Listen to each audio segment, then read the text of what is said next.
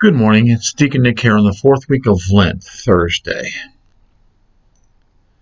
Many who call themselves Christians are in fact as polytheistic as Hindus.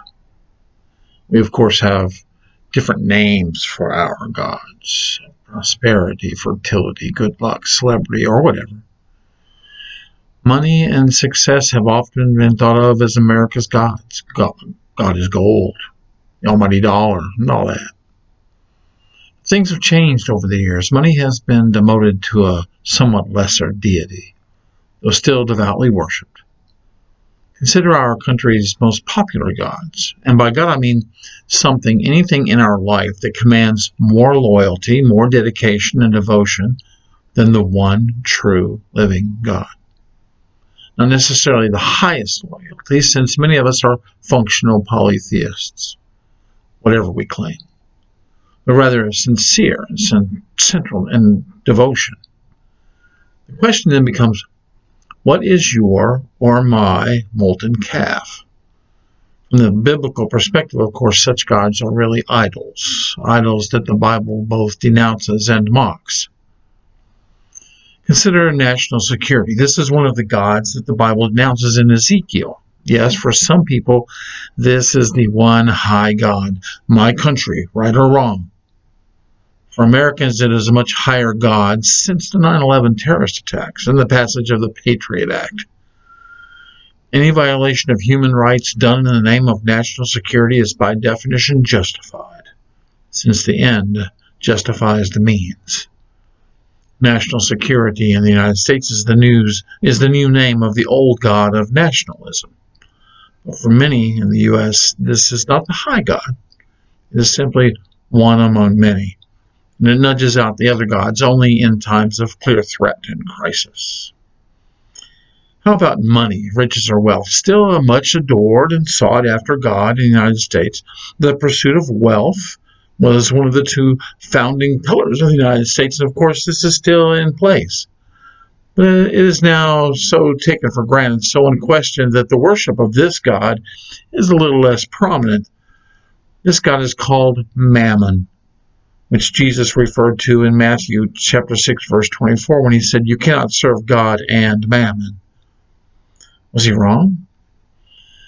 The rise of technology has birthed other gods, however, so money is a bit less adored now than in past times. What about guns? The worship of guns in the United States is obvious and is well known globally, though quite puzzling to many folks in other countries. All it took to turn fascination with guns into a religion was linking it up with the U.S. Constitution's Second Amendment. Today, all the marks of religion are evident when either confronts a gun devotee or questions anything about this devotion. Don't mess with my right to bear arms.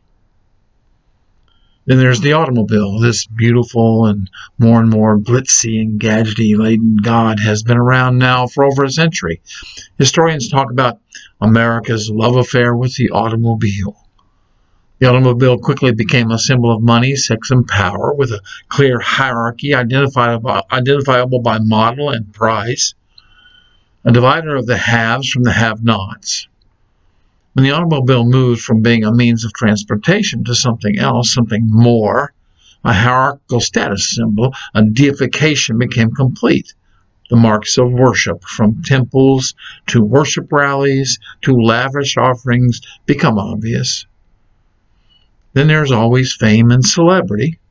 Celebrity has been around for a long time, going back at least to Absalom, the Old Testament's most famous celebrity, which with his clever charm and his beautiful black flowing hair. But modern technology, printing of course, but especially movies, radios, TV, and now the internet, have given the Castor and Pollux god of fame and celebrity new prominence. So now fame and celebrity are largely unquestioned, even among Christians. Being famous is always better than not being, and becoming a celebrity is always something to be applauded, therefore aspired to. This value system seeking obscurity is dumb. Becoming less so that others may become more irrational, suspect, and likely a sign of mental derangement. Many parents will sacrifice virtually anything for the chance for their child to become famous, whether in entertainment, sports, or even academia. Ever seen a child beauty pageant? Note that the high God here is not money, but rather fame and celebrity. Then there's sports. Collegiate sports is, of course, a way to achieve fame, celebrity, and wealth, at least potentially. Compare the salaries and perks of university head coaches and athletic directors with those of presidents and deans as a first indicator of this idolatry. Look at sports and media budgets. There are many other signs. Collegiate sports have become a whole elaborate high-tech profit-making system, a business really, with big winners and many losers. From the outside looking in, the idolatry is obvious. And collegiate sports leads to professional sports. This is America's top god at the moment. Not 50 years ago, but now. The growing popularity and devotion of this god has happened so gradually that millions have not noticed the seduction. Instead, what they see is high-tech glitz powered by advertising. Mega $1 million. Professional sports have it all. Money, fame, sex, technology, and immense and growing economic clout.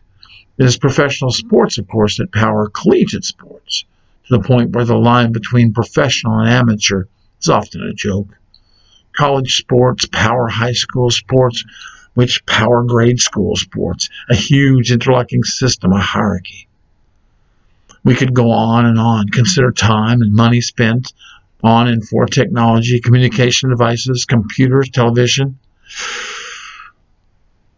Oops, what's that sound I hear out there? Howls of protest? No. These things are not really our gods. You are wrong, Deacon Nick. We don't actually worship these things. We just like them. They're diversions, entertainment, leisure time, hobbies, pastimes. Innocent, really. Do I hear the squeal of sacred cows? Here are 5 scriptural tests for idolatry so we can decide for ourselves. Test of time and attention. How much time, devotion, and unquestioned loyalty do I give to my diversions? The test of the willingness to question and evaluate. Do I ever and am I willing to step back and question my loyalty, to ask where the line is between interest and worship, and how we know when we have crossed that line? The test of public signs of devotion. Devotees of gods commonly make their devotion public through their behavior, clothing, and emblems. These often take the form of logos, flags, caps, t-shirts, and other clothing items. Over the past week or month, what loyalties have I publicly advertised?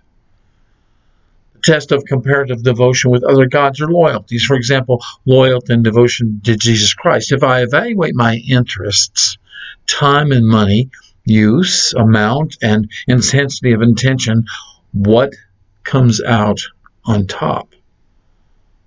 What is second, third, or fourth? Whatever is on top is my functional God, and the others are proof of polytheism. Test of ethical effects. What behaviors follow from my worship? That is, interest, hobby, avocation, relationship, whatever. Are we ethically sensitive to the effects of our devotions?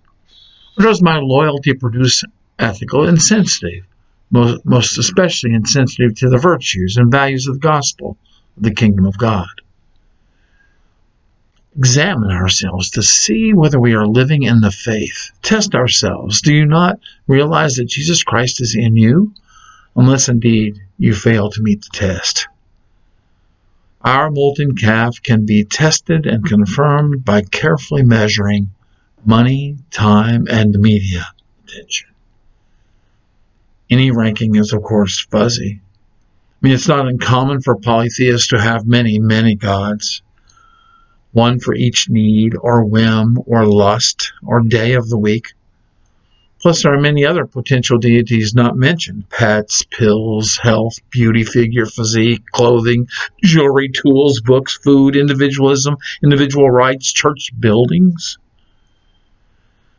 Whatever we allow to become or adopt as a god, and of course there is the original U.S. Trinity of life, liberty, and the pursuit of happiness. I mean, good if properly placed, but idolatrous if they become objects of unquestioned worship. Like all humans, we are good at demonizing whomever or whatever we don't like. That being the case, we should examine ourselves. In the best case scenario, if we pass the examination, that is, if Jesus emerges as the one true God in our lives, by whose power we renounce all idols, we do well. If we do not pass with clear conscience, then some reassessment and probably renunciation is in order, because we have demoted the God who saves us. Have a blessed and glorious week.